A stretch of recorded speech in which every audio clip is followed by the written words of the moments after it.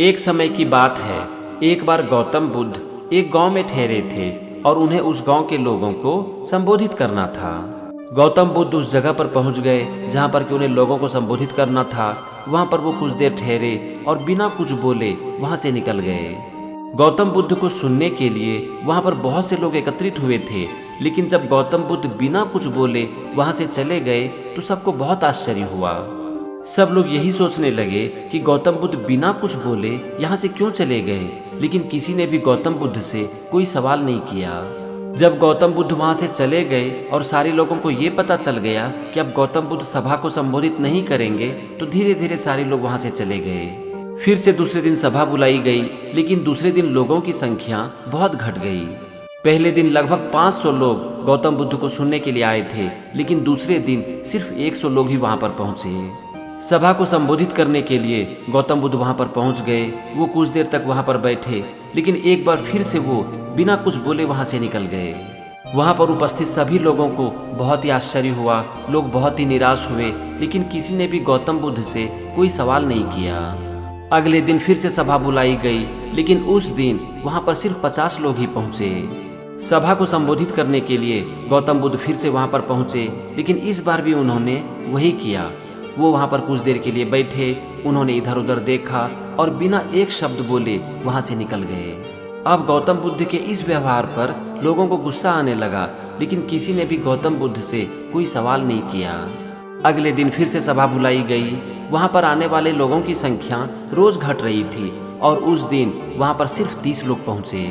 सभा को संबोधित करने के लिए गौतम बुद्ध फिर से वहाँ पर पहुँच गए, लेकिन हर बार की तरह इस बार भी उन्होंने वही काम किया। बिना एक शब्द बोले वो वहां से जाने लगे। गौतम बुद्ध के इस तरह के व्यवहार से लोगों का गुस्सा बढ़ते जा रहा था और लोग गौतम बुद्ध के पीछे कुछ कुछ बोलने भी लगे थे, लेकिन गौतम बुद्ध किसी के बात का बिना कोई जवाब दिए वहां से निकल गए। अगले दिन फिर से सभा बुलाई गई और उस दिन उस सभा में सिर्फ 10 लोग पहुंचे। सभा को संबोधित करने के लिए गौतम बुद्ध वहां पर पहुंच गए। वो वहां पर बैठे और इस बार उन्होंने उस सभा को संबोधित किया। उन 10 लोगों को गौतम बुद्ध ने संबोधित किया और उनको जो ज्ञान दिया उसे ही हम धम्मा कहते हैं। और आगे चलकर यही 10 लोग गौतम बुद्ध के शिष्य बने। आगे चलकर गौतम बुद्ध के इन्हीं 10 शिष्यों ने धम्मा को संसार में फैलाया। एक दिन किसी ने गौतम बुद्ध से पूछा कि हे भगवान, आपने ऐसा क्यों किया? आप रोज सभा में पहुंचते थे और बिना एक शब्द बोले आप वहां से निकल जाते थे। तो इस पर गौतम बुद्ध बोले कि मुझे उन लोगों की तलाश थी जिसके अंदर ज्ञान की भूख है। गौतम बुद्ध आगे बोले कि पहले दिन सभा में 500 लोग पहुंचे थे और दूसरे दिन ये संख्या घटकर 100 रह गई। इसका मतलब यही है कि ज्यादातर लोग वहां पर ज्ञान के लिए नहीं बल्कि मनोरंजन के लिए आए थे। वो लोग मेरे उपदेश को सुनने नहीं आए थे, लेकिन मुझे ऐसे लोगों की तलाश थी जिनको कि मेरे उपदेश में रुचि हो। मुझे ऐसे लोगों की तलाश थी जो कि मेरे ज्ञान को संसार के कोने कोने तक फैलाए। मैं सभा में रोज जाकर सिर्फ इसीलिए कुछ नहीं बोलता था क्योंकि मैं जानना चाहता था कि किसके अंदर मेरे ज्ञान की भूख है। मैं उन 500 लोगों में से कुछ लोगों को ही चुनना चाहता था जो कि मेरे ज्ञान को समझ सके और इसे दूसरों तक पहुंचा सके।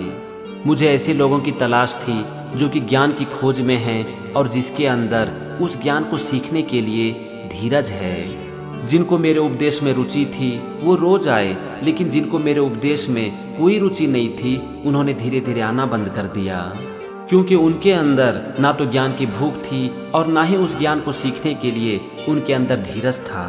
दोस्तों, यही है एक इंसान की सफलता की कहानी, ज्ञान की भूख और धीरज। जीवन में वही आगे बढ़ता है जिसके अंदर उस चीज की भूख होती है।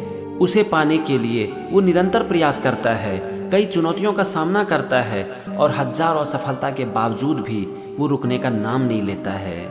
इसका कारण क्या है? इसका एक ही कारण है कि उस चीज को पाने के लिए उस इंसान के अंदर भूख है और इसीलिए वो किसी भी परिस्थिति में हार मानने के लिए तैयार नहीं होता। और जो लोग ऐसा कर पाते हैं ना, वही इंसान एक दिन सफल भी होते हैं। और बुद्ध की ये एक छोटी सी कहानी हमें यही सिखाती है।